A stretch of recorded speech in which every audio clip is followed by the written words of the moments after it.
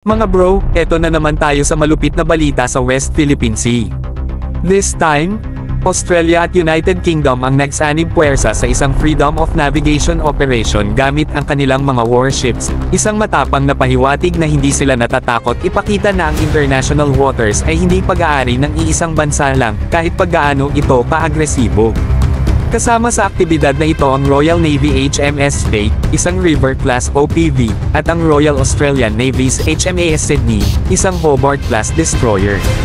Mga bro, yang HMAS Sydney, yan ang tunay na may dalang presence with a punch.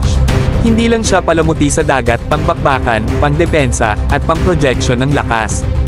Tipong pagdumaan yan sa tapat ng reef, lahat ng drone tahimik muna. Ngayon, isipin yung mga bro, what if may ganito rin tayo?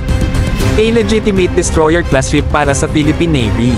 Hindi lang pang dekorasyon, kundi pang respeto.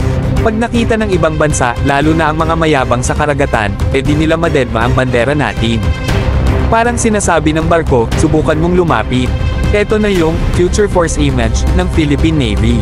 Hindi na lang basta coastal patrol or humanitarian support, pang hard power na rin. Hindi naman ito tungkol sa gyera, ito'y tungkol sa pagpapakita ng lakas para hindi ka basta-bastyusan. Sa panahon ngayon, kapag hindi ka nagpapakita ng tapak, ikaw ang uunahin.